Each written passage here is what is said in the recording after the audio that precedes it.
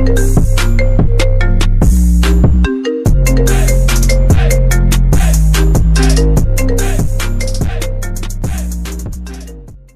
One Lives 2012 adalah sebuah film yang menceritakan perjalanan seorang pria dan pacarnya untuk menghabiskan waktu luang untuk berlibur.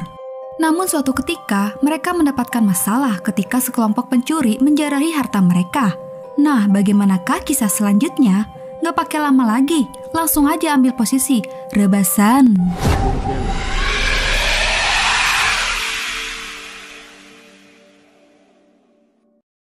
Film ini diawali dengan memperlihatkan seorang wanita yang sangat ketakutan, tengah berlari di dalam rimbunnya sebuah hutan. Sambil berlari, ia terus saja berteriak meminta pertolongan. Namun beberapa kali jebakan berhasil melukainya, sampai akhirnya pelariannya terhenti ketika sebuah jebakan tali berhasil menjeratnya. Dalam keputusasaan, dia sempat mengukir di sebuah pohon yang bertuliskan, "Emma masih hidup." Dan inilah No One Lives. Kemudian diperkenalkan sepasang kekasih yang tengah melakukan perjalanan lintas negara bernama Betty dan seorang pria yang tidak pernah disebutkan namanya ini di sepanjang film berjalan. Kita sebut saja dia Drivers. Karena Betty dan Drivers sudah menempuh perjalanan cukup jauh, mereka merasa kelelahan dan akhirnya mereka memutuskan untuk beristirahat di sebuah motel terdekat. Sesampainya di motel dan saat mereka bersantai, Drivers menonton TV dan terlihat siaran berita mengabarkan bahwa anggota FBI telah menemukan jejak di sebuah pohon tentang hilangnya gadis muda bernama Emma Ward yang diperkirakan ukiran itu dibuat sekitar 6 bulan lalu. Namun sampai saat ini, kasus hilangnya Emma Ward belum bisa terungkap siapa penculiknya.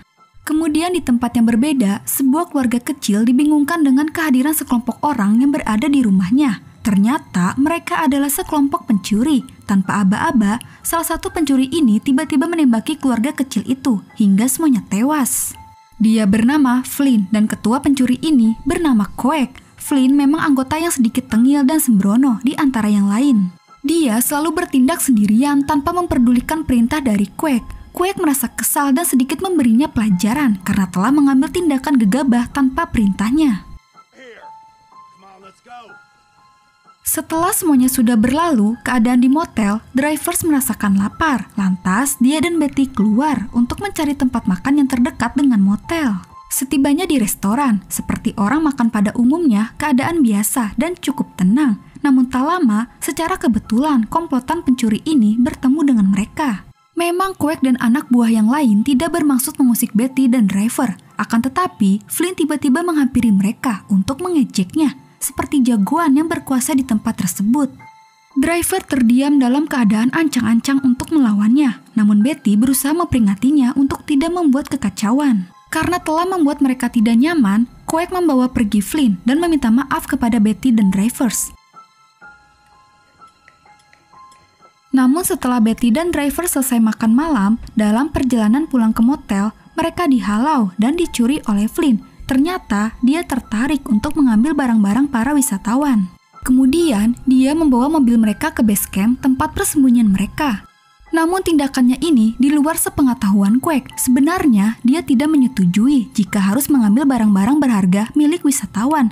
Tetapi memang Flynn orang yang keras dan serakah. Dia tetap bandel meskipun selalu berdebat dengan Quake. Di sebuah tempat dekat pom bensin, nasib Betty dan Drivers tengah terikat dan terluka akibat kecelakaan tersebut. Flynn memerintahkan salah satu anggota bernama Ethan untuk menjaga mereka. Sementara di base camp, Flynn tengah memeriksa barang bawaan di dalam mobil Drivers. Namun betapa terkejutnya dia ketika menemukan seorang gadis terikat yang tengah disembunyikan di dalam bagasi mobil. Sontak dia langsung memanggil yang lain dan segera mengeluarkan gadis itu. Di waktu yang sama, Betty bertindak nekat. Sepertinya dia telah mengetahui Drivers orang seperti apa dan memendam sesuatu kepadanya. Sehingga hal itu membuatnya nekat untuk bundir dengan senjata yang ditodongkan ke lehernya. Sontak Drivers sangat marah ketika melihat Betty tewas. Seketika dia bisa melepaskan borgol dan langsung membunuh Ethan secara santai hanya dengan borgol. Dan kini, para pencuri itu telah melakukan kesalahan yang fatal karena telah membuat Drivers marah. Di base camp, semua kelompok dikejutkan atas penemuan gadis itu dari dalam mobil. Ternyata dia adalah Emma Ward yang sudah hilang 6 bulan yang lalu. Dia sangat histeris dan memperingati mereka untuk segera melaporkan ke polisi. Emma mengungkapkan kepada mereka bahwa Drivers orang yang sangat berbahaya. Setelah Quake memberitahu kejadian sebenarnya, Emma sudah bisa menebak bahwa Ethan sudah tewas.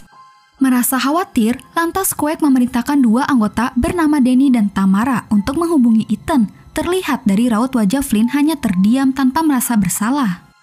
Dari berita di TV, mereka mengetahui Emma adalah pewaris dari keluarga kaya yang menghilang setelah 14 temannya dibunuh di sebuah pesta, dan Drivers adalah orang yang bertanggung jawab atas pembunuhan tersebut.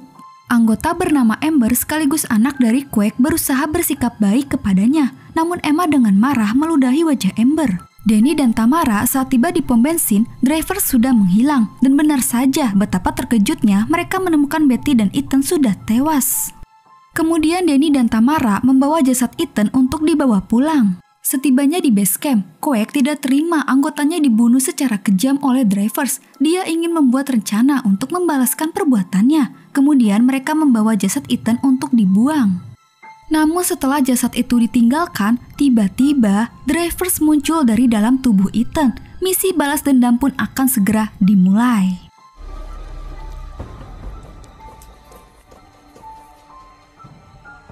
Drivers memulai serangannya terhadap para pencuri dengan terlebih dahulu menghancurkan mobil van mereka.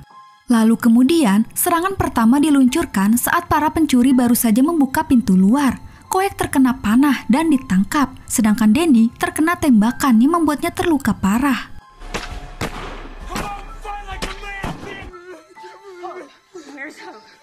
Kemudian tanpa belas kasihan, Drivers langsung membunuh Quake dengan menjatuhkannya ke dalam mesin penggiling daging. Dan sekarang, Drivers membuat mental para pencuri ini menjadi down. Akibatnya membuat mereka saling berdebat dan berkelahi.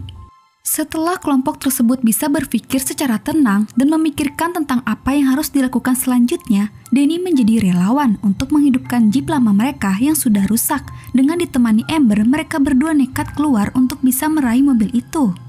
Pada akhirnya, Danny berhasil menghidupkan mobilnya kembali, tapi tiba-tiba Drivers sudah berada di belakangnya. Drivers langsung mendorongnya ke mesin mobil yang terbuka, sehingga membuat wajahnya rusak parah. Kemudian Drivers mengejar dan melukai Amber, tetapi dia membiarkannya tetap hidup. Sementara Flynn dan Tamara mendengar teriakan Amber, mereka langsung mengambil kesempatan itu untuk menyusul ke mobil dengan membawa Emma tetap bersamanya. Mereka juga membawa Danny yang sudah terluka parah. Tanpa memperdulikan Amber, akhirnya mereka segera melarikan diri. Namun di perjalanan, secara tidak sengaja, mereka menabrak Amber dan akhirnya dia pun tewas. Flynn terus melanjutkan perjalanan dan sampailah mereka di sebuah rumah sakit. Flynn terpaksa meninggalkan Danny sendirian. Hal itu dilakukannya agar dia bisa segera mendapatkan pertolongan. Kemudian Flynn memutuskan untuk membawa Tamara dan Emma untuk menginap di sebuah motel. Namun ketika Flynn membayar motel dengan kartu kredit Drivers, pemilik motel diam-diam menelpon polisi karena dia menyadari bahwa itu bukan kartu kreditnya, karena pemilik asli kartu tersebut telah menginap sebelumnya. Sekarang tujuan Flynn hanya ingin mengantarkan langsung Emma kepada keluarganya agar dia bisa mendapatkan bayaran uang yang cukup lumayan banyak. Namun saat mereka tengah beristirahat di dalam kamar, tiba-tiba pintu kamar diketuk oleh seorang polisi.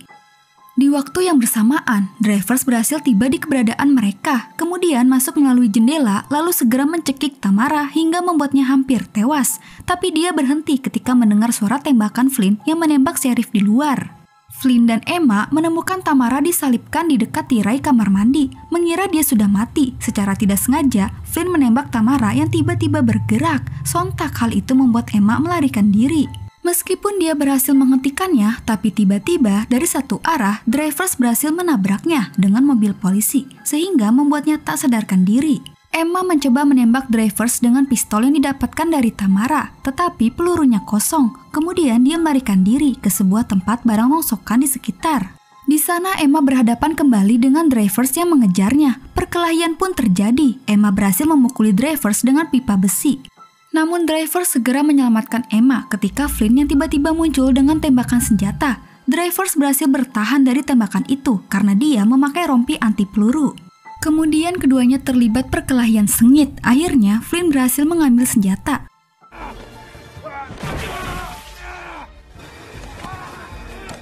Namun sebelum bisa menembaknya, Flynn dipukul Emma. Emma tidak membiarkan Flynn begitu saja untuk membunuh Dreyfus karena dia sendirilah yang akan membunuhnya. Dreyfus maju bersiap untuk ditembak Emma, namun ketika Emma menarik pelatuknya, senjata itu gagal beroperasi karena belum dikokang.